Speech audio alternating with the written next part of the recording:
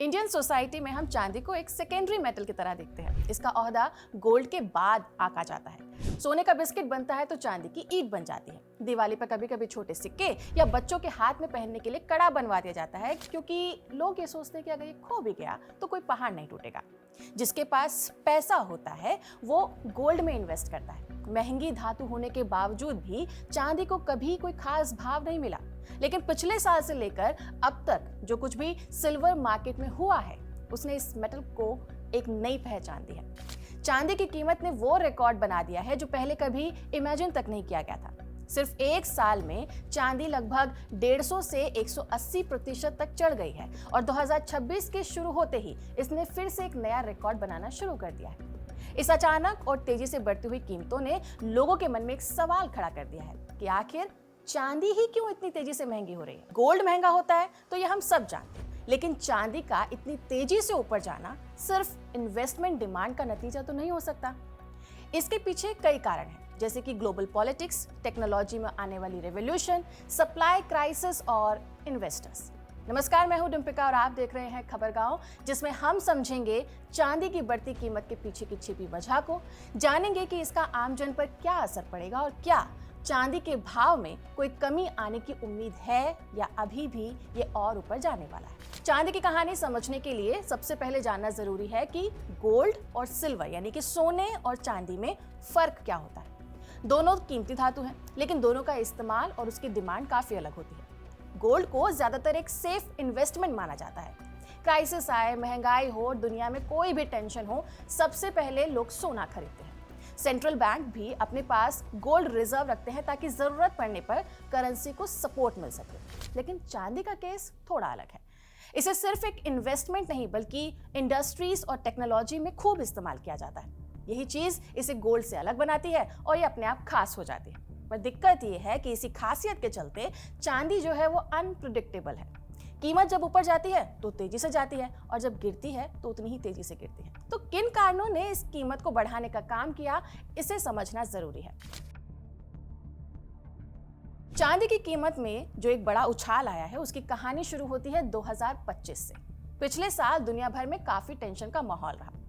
US और China के बीच में ट्रेड को लेकर झगड़े चल रहे थे। मिडिल ईस्ट में पुराना विवाद सुलझ नहीं रहा था। रूस और यूक्रेन की लड़ाई का असर हर जगह दिखाई दे रहा था और कुछ एक देशों में तो पॉलिटिकल इंस्टेबिलिटी थी, जैसे कि Africa, Latin America, south Asia के देश। इन सब वजहों से इन्वेस्टमेंट करने वाला तबका डरा हुआ था। उन्हें डर था कि उनका पैसा कहीं अचानक डूब ना जाए। ये उस समय की बात है जब यूएस फेडरल रिजर्व ने इंटरेस्ट रेट को कम करना शुरू कर दिया था। अब इंटरेस्ट रेट जब भी कम होती है तो सेफ इन्वेस्टमेंट जैसे कि बॉन्ड्स हो गया या फिक्स डिपॉजिट हो गया, ये उतने फायदेमंद नहीं रहते। यानी कि पहले जो पैसा लगाकर आपको अच्छा रिटर्न मिल सकता था, अब उतना नहीं मिल रहा था। ऐसे में ध्यान गया गोल्ड और सिल्वर की तरफ। क्यों? क्योंकि ये चीजें काफी सेफ है और इनकी कीमत बढ़ने की संभावना हमेशा रहती है। पर यहाँ एक ट्विस्ट हो गया। गोल्ड इन सब सिचुएशन की वजह से पहले ही बहुत महंगा हो चुका था। अगर कोई सोना खरीदता तो बहुत ज्यादा पैसा लगाना पड़ता। तो नजरें घूमी सिल्वर की तरफ, क्योंकि चांदी सोने के पीछे पीछे उसकी राह पर चलती है। यानी गोल्ड जब भी महंगा होता है तो सिल्वर जल्दी से अपने दाम बढ़ाना शुरू कर देती है। यही वजह है कि इन्वेस्टर्स ने सिल्वर खरीदना शुरू किया और डिमांड बढ़ गई। इसके अलावा चांदी का भाव बढ़ने की दूसरी वजह थी डॉलर का कमजोर होना।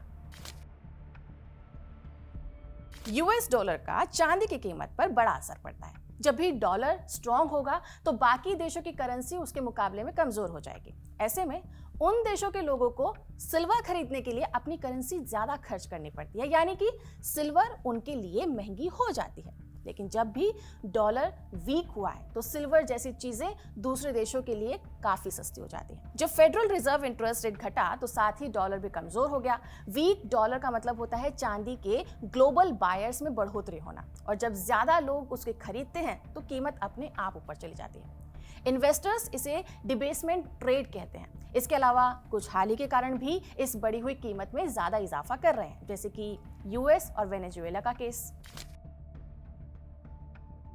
नया साल शुरू होते ही एक बहुत बड़ी और चौंकाने वाली खबर आई। यूएस सेना ने वेनेजुएला के राष्ट्रपति को पकड़ लिया था। लोगों को लगा कि अब मामला सिर्फ एक देश तक तो रहेगा नहीं, हो सकता है कि आगे चलकर ये लड़ाई बढ़ जाए। और ऐसी खबर आते ही इन्वेस्टर्स सबसे पहले डर जाते हैं। डर के समय में लोग ये नहीं सोचते कि उन्हें ज्यादा मुनाफा कहाँ मिलेगा, बल्कि ये सोचते हैं कि मेरा पैसा सेफ कहाँ रहेगा। इसी वजह से लोग जो है वो स्टॉक्स और क्रिप्टो जैसे रिस्की जगहों से अपना पैसा निकालने शुरू कर देते हैं। और जब भी ऐसा होता है ना, तो गोल्ड और सिल्वर जैसे जो सेफ ऑप्शंस हैं वो लोगों को याद आने लगते हैं। नतीजा ये हुआ कि सिल्वर की मांग भी अचानक बढ़ गई। MCX यानी कि जहां लोग गोल्ड सिल्वर जैसी चीजों में ट्रेडिंग करते हैं, वहां एक ही दिन में चांदी 4% से ज्यादा चढ़ गई और मार्केट में चांदी की कीमत ने एक नया रिकॉर्ड बनाना शुरू कर दिया। सिल्वर की कीमत बढ़ने में एक और सबसे बड़ी वजह है चीन, क्योंकि चीन दुनिया में चांदी को रिफाइन करने वाला सबसे बड़ा देश है। लेकिन जितनी आसानी से लोहा बनाया जा सकता है, उतनी आसानी से चांदी अपनी ओर से अपने आप नहीं निकाली जा सकती। इसके लिए एक लंबा और कॉम्प्लिकेटेड केमिकल प्रोसेस होता है। चीन इस गेम का सबसे बड़ा खिलाड़ी है। दुनिया में जितनी भी चांदी इस्तेमाल करने लायक बनती है, उसका लगभग आधे से ज्यादा हिस्सा यानी करीब 60 से 65% रिफाइंड सिल्वर चीन से आता है। इसलिए अगर चीन कुछ भी नया नियम बना दे तो उसका असर पूरी दुनिया पर पड़ता है। सो ऐसा ही हुआ। 1 जनवरी से चीन ने सिल्वर एक्सपोर्ट के नियमों को सख्त कर दिया। अब चाइना से सिल्वर को एक्सपोर्ट करने के लिए सरकार की मंजूरी जरूरी हो गई थी। सरकार ये तय करेगी कि कितनी चांदी बाहर जाएगी, किसे जाएगी और कब जाएगी। चांदी खरीदने वाले और फैक्ट्रीज वाले इस खबर से घबरा गए। सबको लगा कि आगे चलकर हो सकता है चांदी की कमी ना हो जाए।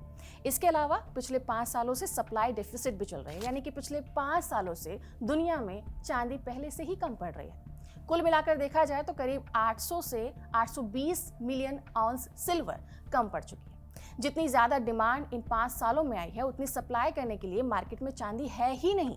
तो अल्टीमेटली यहाँ पर भी मार्केट रूल ने अपना असर दिखाया। जब भी चीज कम होने का डर होता है तो उसकी कीमत अपने आप ऊपर चली जाती है।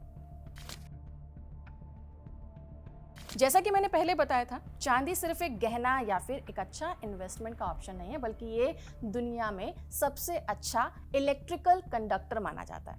अब आज की दुनिया में AI का चलन तेजी से बढ़ रहा है। डेटा सेंटर्स बन रहे हैं और बड़े बड़े सर्वर दिन रात इसके लिए काम करते हैं। इन डेटा सेंटर्स में काम रुके नहीं, इसलिए इन्हें ऐसी इलेक्ट्रॉनिक्स चाहिए जो तेज भी हो, ज्यादा गर्म ना हो और टूटे ना। इसलिए इन मशीनों के सर्किट और कनेक्शंस के लिए चांदी का इस्तेमाल हो रहा है। जैसे जैसे AI बढ़ रहा है ना, वैसे वैसे डेटा सेंटर्स भी बढ़ रहे हैं और सीधे सीधे सिल्वर की डिमांड बढ़ रही है। सिर्फ AI ही नहीं, बल्कि रिन्यूएबल एनर्जीज, खासकर सोलर पैनल के अंदर लगने वाले सेल्स में भी सिल्वर पेस्ट लगाया जाता है ताकि बिजली सही तरीके से जनरेट हो सके। क्लीन एनर्जी की तरफ बढ़ती दुनिया कोयले और तेल से हटकर जितना ज्यादा सोलर पैनल्स की तरफ बढ़ेगी, उतनी ज्यादा चांदी की डिमांड भी बढ़ती चली जाएगी। इलेक्ट्रिक व्हीकल्स भी यही कहानी दोहराते हैं। EVs में नॉर्मल पेट्रोल कार से कहीं ज्यादा इलेक्ट्रॉनिक्स हैं। बैटरी को कंट्रोल करने के लिए, सेंसर्स के लिए, पावर को मैनेज करने के लिए इत्यादि इत्यादि। और जहां जहां इलेक्ट्रॉनिक्स है वहां वहां है चांदी। सीधे शब्दों में कहें तो चांदी आज की टेक्नोलॉजी की रीढ़ बन चुकी है, जिसकी डिमांड सिर्फ आज नहीं, आने वाले कई सालों में रहने वाली है। चांदी का दाम बढ़ाने में सिर्फ बड़े इन्वेस्टर्स या इंडस्ट्रीज ही नहीं है, बल्कि आम लोगों का भी बड़ा हाथ है। वो ऐसे कि 2025 में जैसे जैसे सोना महंगा होता गया, वैसे वैसे लोगों ने चांदी पर भी अपनी नजर बनाकर रखना शुरू कर दिया था। बहुत से लोगों ने सीधे तौर पे चांदी खरीदने की बजाय सिल्वर ETF खरीदी, यानी कि सिल्वर एक्सचेंज ट्रेड फंड्स। इसका मतलब ये होता है कि आप चांदी तो खरीद रहे हो, लेकिन हाथ में असली चांदी नहीं लेते, बल्कि पेपर फॉर्म में लेते हैं। आजकल लोग सोना भी कुछ इस तरीके से ले रहे हैं। आपके बिहाफ पर म्यूचुअल फंड कंपनीज असली चांदी को खरीद रही होती है, और इससे दिक्कत ये हो जाती है कि जब बहुत सारे लोगों ने सिल्वर ETF खरीदे तो फंड कंपनीज को मार्केट से असली चांदी खरीदनी पड़ी। अब चांदी पहले से ही कम मिल रही थी और अचानक से ज्यादा खरीदारी शुरू हो जाए तो दाम अपने आप ऊपर चले जाते हैं। यानी ETF की खरीद भी खुद चांदी की कीमत को बढ़ा देती है। इसे कहते हैं सेल्फ रीइंफोर्सिंग साइकिल। भारत में तो ये हालात हो गए थे कि यहाँ चांदी के दाम इंटरनेशनल मार्केट से भी ज्यादा हो गए थे। खैर, अब आते हैं सबसे जरूरी सवाल पर कि क्या चांदी का भाव ऐसे ही बढ़ता जाएगा या इसके कुछ कम होने की उम्मीद भी है। देखिए, एक्सपर्ट्स का कहना है कि 2026 में चांदी की कीमतें जितनी तेजी से ऊपर जा रही हैं, वो हमेशा के लिए नहीं टिक सकती। लोग जिन्होंने पहले चांदी खरीदकर अच्छा मुनाफा कमाया है वो अब अपना पैसा निकालना शुरू कर रहे हैं। इसे फाइनेंस की लैंग्वेज में प्रॉफिट बुकिंग कहते हैं। जब ज्यादा लोग बेचेंगे तो डिमांड धीरे धीरे कम होती जाएगी और कीमत अपने आप गिरती चली जाएगी। और फिर इंडस्ट्रीज जहां पहले सिर्फ चांदी का इस्तेमाल हो रहा था वो भी कुछ जगहों पर अब कॉपर का इस्तेमाल कर रहे हैं। तो हो सकता है यहाँ भी जब कम डिमांड होगी तो कीमत डाउन हो जाएगी। इन सब के अलावा कुछ एक्सचेंजेस ने सिल्वर खरीदने के लिए मार्जिन को बढ़ा दिया है, यानी कि अब अपफ्रंट ज्यादा जमा करना पड़ेगा। इससे ये होगा कि जो भी छोटे इन्वेस्टर्स हैं जिनके पास पैसा नहीं है उन्हें मजबूरी में अपने पास रखी हुई चांदी को बेचना होगा। चांदी लोगों के पास से निकलकर जब भी मार्केट में आएगी तो हो सकता है दाम कम हो जाए। इन सब फैक्टर्स से उम्मीद है कि अगले कुछ महीनों में चांदी के भाव नीचे जा सकते हैं। फिलहाल एक अच्छा ऑप्शन है कॉपर, क्योंकि सोने और चांदी के बाद अगर मार्केट में किसी की डिमांड बढ़ने वाली है तो वो है कॉपर। अगर आप चाहते हैं कि कॉपर में भी इन्वेस्टमेंट कैसे की जा सकती है और इसके क्या फायदे होंगे तो आप बताइए कमेंट सेक्शन में, एक वीडियो उस पर भी बना दिया जाएगा। लेकिन फिलहाल इस खबर में इतना ही। आपको ये जानकारी कैसी लगी कमेंट करके ये भी बताइएगा। इस वीडियो को रिकॉर्ड किया सर्वेश ने। मैं हूं डिम्पिका और आप देख रहे थे खबर गाँव।